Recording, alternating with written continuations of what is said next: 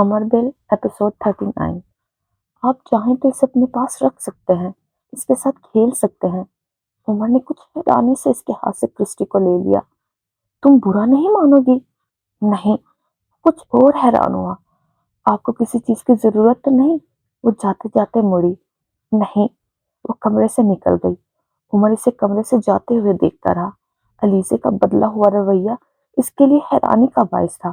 اتنی مہربانی کس لیے؟ وہ سوچنے لگا اور پھر اس کے ذہن میں جیسے جھماکا ہوا۔ وہ جان گیا تھا وہ کیا کرنے کی کوشش کر رہی تھی۔ وہ بہت دیر تک وہ کرسٹی کو ہاتھوں میں لیے بے حس و حرکت اپنی کرسی پر بیٹھا رہا۔ تم کچھ دنوں کے لیے اسلام آباد چلے جاؤ۔ 3-4 دن کے بعد عمر کو جہانگیر نے کال کیا تھا۔ حال احوال دریافت کرنے کے فوراً بعد انہوں نے اس سے کہا تھا۔ کس لیے؟ لائق علی کے پاس جانا ہے تمہیں۔ انہوں نے اپنے ایک کزن کا نام لیا۔ لیکن کس لیے؟ ایک تو وہ تمہیں پبلک سروس کمیشن کے ان دونوں سائیکالوجسٹ سے ملوائیں گے جو رزلٹ آنے پر تمہارا سائیکالوجی ٹیسٹ لیں گے۔ میں کوشش کر رہا ہوں کہ تمہارے گروپ ڈسکشن بھی وہیں کنیکٹڈ کرواؤں۔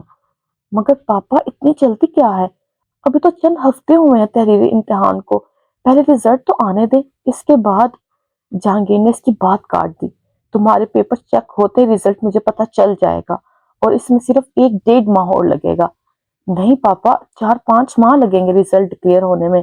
اس نے تحصیل کی۔ میں رزلٹ کلیئر کرنے کی بات نہیں کر رہا ہوں، وہ جب چاہے ہوتا رہے، لیکن تمہارے پیپر چیک ہوتے ہی مجھ تک تمہارا رزلٹ پہنچ جائے گا اور میں تمہیں انفارم کر دوں گا۔ وہ خاموشی سے فون پر ان کی بات سنتا رہا۔ ان لوگوں سے مل کر کیا کروں گا؟ کیا مطلب ہے کیا کروں گا؟ وہ تمہیں گائیڈ کریں گے سائیکالوجک ٹیسٹ کے بارے میں۔ مگر پاپا کافی بے اصولی کی بات ہے یہ۔ وہی لوگ بعد میں ٹیسٹ کنیکٹ کروائیں گے اور وہی لوگ پہلے ہی مجھے۔ اس نے کچھ کہنا چاہا۔ Everything is fair as long as it goes to you۔ اس لیے دوبارہ مجھ سے اصولی یا بے اصولی کی بات مت کرنا۔ تم بیوروکریسی کو کوئی نیا ٹرینڈ دینے نہیں جا رہے۔ جہانگیر نے اس کی بات کاٹتے ہوئے بہت سرد آواز میں کہا۔ میں نے یہ کب کہا پاپا؟ میں تو بس چاہ رہا تھا کہ مجھے اپنے جائز۔ میں نے اسے تمہاری آمد کے بارے میں انفارم کر دیا ہے۔ پھر بھی جانے سے پہلے تم اسے کال کر لینا۔ ٹھیک ہے، مگر مجھے کتنے دن وہاں رہنا ہے؟ یہ میں تمہیں بعد میں بتا دوں گا، کال کرتا رہوں گا وہاں بھی۔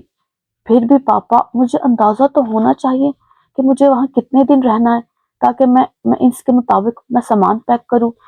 شاید 1 ماہ یا اس سے بھی زیادہ۔ واٹ؟ اتنا لمبا قیام کیوں؟ وہ حیران رہ گیا۔ بس میں چاہتا ہوں کہ تمہاری اچھی طرح سے تیاری ہو جائے۔ نہیں، تیاری کے لیے اتنے لمبے قیام کی ضرورت نہیں ہے، 2-3 دن کافی ہیں۔ جب تک میں تمہیں وہاں سے واپس آنے کو نہ کہوں وہاں سے واپس مت آنا۔ جہانگیر کی آواز ایک بار پھر خشک ہو گئی۔ پاپا، میں کچھ دنوں کے لیے امریکہ آنا چاہتا ہوں، اس نے کچھ ہچکچاتے ہوئے کہا۔ کس لیے؟ جہانگیر کی آواز پہلے کی طرح سرد تھی۔ وہ کچھ دیر خاموش رہا۔ ویسے ہی سے کیا مطلب ہے تمہارا؟ جہانگیر کی آواز پہلے سے زیادہ تیکھی تھی۔ میں کچھ ریلیکس کرنا چاہ رہا تھا۔ تم سوات گئے تو تھے، کیا وہاں ریلیکس نہیں کیا؟ پاپا، مجھے کچھ چیزوں کی ضرورت ہے، تم نام بتا دو، میں خرید کر بھجوا دیتا ہوں۔ عمر نے ان کے جواب میں ہونٹ بھیج لیے۔ مجھے اپنے کچھ پیپرز اور دوسری چیزیں چاہیے جو میں خود ہی آ کر لے سکتا ہوں۔ تمہارا سارا سامان یہیں گھر میں ہے، تم پیپرز اور دوسری چیزوں کے بارے میں بتا دو، میں آج ہی پیک کروا کر تمہیں بھجوا دیتا ہوں، 2-3 دن تک تمہیں مل جائے گا۔ آخر آپ مجھے امریکہ آنے کیوں نہیں دینا چاہتے؟ وہ بالآخر تلخ ہو گیا۔ کیونکہ میں جانتا ہوں تم امریکہ کس لیے آنا چاہتے ہو۔ وہ چپ سا ہو گیا۔ مجھے ایسے لوگوں سے نفرت ہے جو مجھ سے جھوٹ بولے یا غلط بیانی کرے۔ اس نے اپنے باپ کو کہتے سنا۔ وہ ہونٹ کاٹنے لگا۔ اس کا دل چاہا وہ ان سے کہے کہ آپ کو ایسے لوگوں سے نہیں، صرف مجھ سے نفرت ہے۔ تمہارے اکاؤنٹ میں نے کچھ اور روپے ٹرانسفر کروائے ہیں، کسی چیز کی ضرورت ہو تو بتا دو۔ وہ کچھ دیر اس کے بولنے کے منتظر رہے۔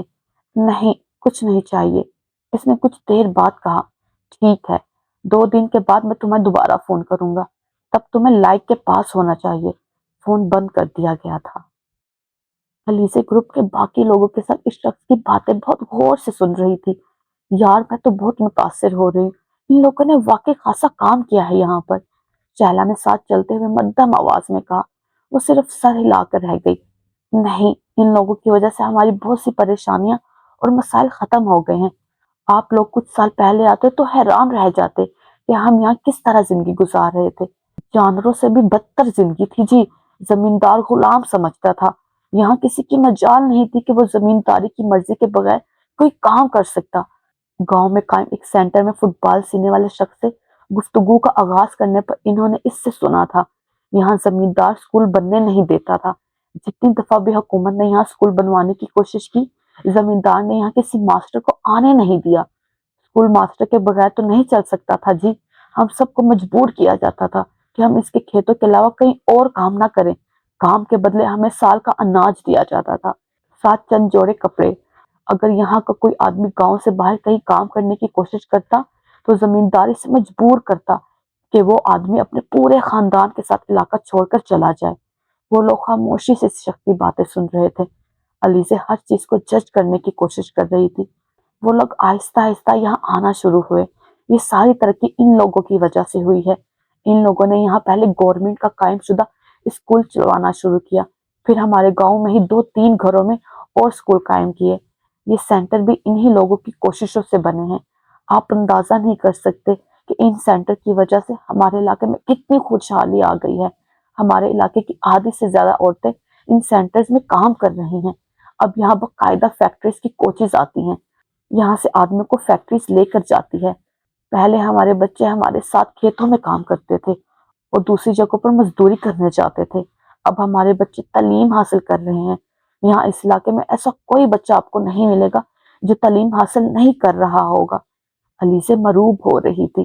این جی اوز جب بھی دیہاتی علاقوں میں کام کرنا شروع کرتی ہے، وہ ہمیشہ ایسے علاقے کا انتخاب کرتی ہے جہاں جاگیرداری نظام بہت سختی سے رائج ہو۔ اس علاقے کا انتخاب کرتے ہوئے بھی انہیں اس چیز کا بہت فائدہ ہوا کہ یہاں فیڈرل سسٹم بہت پختہ، اس کے کاموں میں یکدم عمر کی آواز گونجنے لگی تھی۔ فیڈرل سسٹم میں لوگوں کے اندر یہ ہمت نہیں ہوتی کہ وہ اپنے علاقے میں رائج طور طریقوں پر احتجاج کر سکے یا انہیں بدل سکے۔ فیڈرل لاز لوگوں کی زندگی کو اتنی مضبوطی اور سختی کے ساتھ کنٹرول کر رہے ہوتے ہیں کہ وہ ہزار کوشش یا خواہش کے باوجود بھی ان سے جان نہیں چھڑوا پاتے۔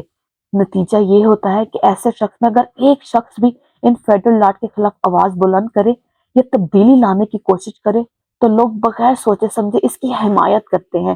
پہلے وہ دل ہی دل میں اس شخص سے ہمدردی کرتے ہیں، اور پھر جب یہ دیکھتے ہیں کہ وہ شخص واقعی کچھ تبدیلیاں لا رہا ہے اور اب صرف باتیں ہی نہیں کر رہا، وہ عملی طور پر بھی اس کے ساتھ شامل ہونا چاہتا ہے، اب ظاہر ہے ایسی صورتحال میں فیڈرل سسٹم میں دراڑیں آنا شروع ہو جاتی ہیں۔ اس وجہ سے یہ این جی اوز ہوتی ہیں، ان کے پاس پیسہ ہوتا ہے، اثر و رسوخ ہوتا ہے، حکومتی ایجنسیوں کی طاقت ہوتی ہے، غیر ملکی مشینی کی پشت پناہی ہوتی ہے۔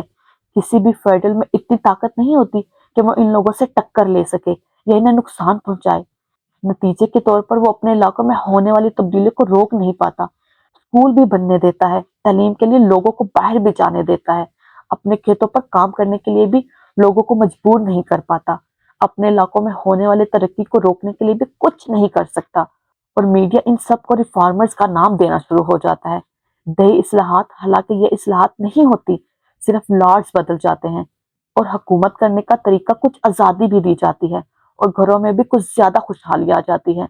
جہاں لوگ نسلوں سے بھوک اور بے عزتی کا شکار ہوں تو بس یہی کافی ہے کہ آپ انہیں 3 وقت کی روٹی اور سر اٹھا کر بات کرنے کا حق دے دیں، پھر ان سے جو چاہے کروا لے، وہ آپ سے کتے سے بھی زیادہ وفاداری کریں گے۔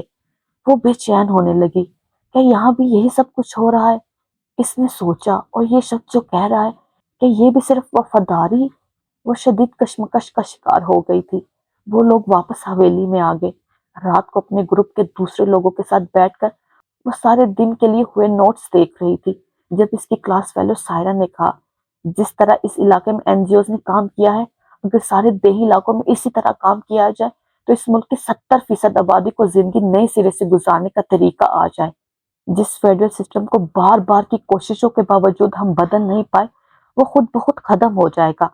مجھے افسوس صرف اس بات پر ہے، یہ کام ہمارے بجائے این جی اوز کر رہے ہیں، حالانکہ یہ ہماری ذمہ داری تھی۔ اہمیت اس بات کی نہیں کہ کام کون کر رہا ہے، اہمیت اس بات کی ہے کہ کام ہو رہا ہے یا نہیں، اور کام تو یقیناً ہو رہا ہے۔ شہلا اور مبینہ بھی سائرہ کے ساتھ گفتگو میں شریک ہو گئی تھی۔ جس ملک کی 70% آبادی دیہات میں رہتی ہو، وہاں دیہی اصلاحات کا مطلب ہے آپ نے اس ملک کی اکانومی کو صحیح ڈائریکشن دے دی ہے اور ترقی کے لیے ایک سنگ بنیاد رکھ دیا ہے۔ کون سا ملک اتنا احمق ہوگا کہ وہ اپنا روپیہ دوسرے ملک کی ترقی یا بقول آپ کے دیہی اصلاحات پر لگا دے؟ وہ آواز پھر اس کے کانوں میں گونج رہی تھی۔ جب اپنے لیے کچھ کرنے کی ہمت نہ ہو تو پھر گھر میں رات کو آنے والا چور بھی اندھیرے میں رحمت کا فرشتہ ہی لگتا ہے۔ 20ویں صدی کی اس آخری دہائی میں کون سا ایسا شخص ہوگا جو کسی مطلب کے بغیر کسی کے لیے کچھ کرے؟ اور ہم بات کر رہے ہیں برسات میں مشروم کی طرح اگنے والے درجنوں این جی اوز کی، جو ڈالر اور پاؤنڈ کے تھیلے بھر کر تھرڈ ورلڈ میں سوشل اور رول ریفارمرز کرنے نکلی ہے۔ کیا لطیفہ ہے! اسے عمر کا کہکا یاد آیا تھا۔ تم کیا سوچ رہی ہو علیزے؟ شہلا نے اسے مخاطب کیا۔ وہ یکدم چونک گئی۔ کیا؟ میں پوچھ رہی ہوں تم کیا سوچ رہی ہو؟ میں وہ ایک بار پھر سوچ میں پڑ گئی۔ کہاں گم ہو گئی ہو؟ اس بار شہلا نے ایک بار پھر علیزے کی آنکھوں کے سامنے ہاتھ لہرایا۔ وہ ایک گہری سانس لے کر جیسے کسی ٹرانس سے باہر آ گئی۔ تمہارا کیا خیال ہے یہاں ہونے والے کام کے بارے میں؟ سائرہ نے اسے مخاطب کیا۔ پتہ نہیں، اس نے کندھے اچکاتے ہوئے بے بسی سے کہا۔ کیا مطلب؟ سائرہ اس کے جواب پر حیران ہوئی۔ میں اصل میں سمجھ نہیں پا رہی کہ میں کیا کہوں، اس نے وضاحت کی۔ یعنی تم بھی میری طرح یہاں ہونے والے کام سے بہت متاثر ہو؟ سائرہ نے مسکرا کر کہا۔ یہ بھی پتہ نہیں۔ یہ کیا بات ہوئی؟ سائرہ پھر حیران ہوئی۔ سب کچھ تو دیکھا ہے تم نے، ان کا آفس، وہاں ہونے والا کام، یہاں چلنے والے اسکول، آٹو کا سینٹر، اور یہ جو ڈھیروں ہیں ان میں چائلڈ لیبر کے فیکٹ اینڈ فیگرز۔ ڈھیر پیپرز پکڑائے ہیں انہوں نے، یہ پڑھنے کے لیے دیے ہیں۔ سارے حوالے سے روزگار کی صورتحال، عورتوں کی کنڈیشن، ان کا رول، آنے والے سالوں کے لیے این جی اوز کی پلاننگ۔ اتنا ڈیٹا ملنے کے بعد بندے کی کوئی رائے تو ہوتی ہے نا؟ تمہاری کیا رائے ہے؟ سائرہ نے پوچھا۔ مجھے اصل میں کوئی یقین نہیں آ رہا، اس نے ایک گہرا سانس لے کر کہا۔ کیا؟ یقین نہیں آ رہا؟ مگر کس بات پر؟ فائزہ تقریباً چلائی۔ یہی کہ این جی اوز واقعی اس علاقے میں اتنا بڑا انقلاب لے کر آئی ہیں۔ کیوں یقین کیوں نہیں آ رہا؟ تم نے تو سب کچھ خود دیکھا ہے، لوگوں سے ملی ہو، یہ پیپرز دیکھو، ہمارے ڈپارٹمنٹ کے پاس موجود رپورٹ دیکھو۔ حیرانی کی بات ہے تمہیں یقین نہیں آ رہا، منیبا نے اس بار اس سے کہا تھا۔ اصل میں اس کے ایک کزن نے اس کی برین واشنگ کر دی ہے یہاں آنے سے پہلے، شائلہ نے بڑے اطمینان سے بتایا۔ کیا مطلب؟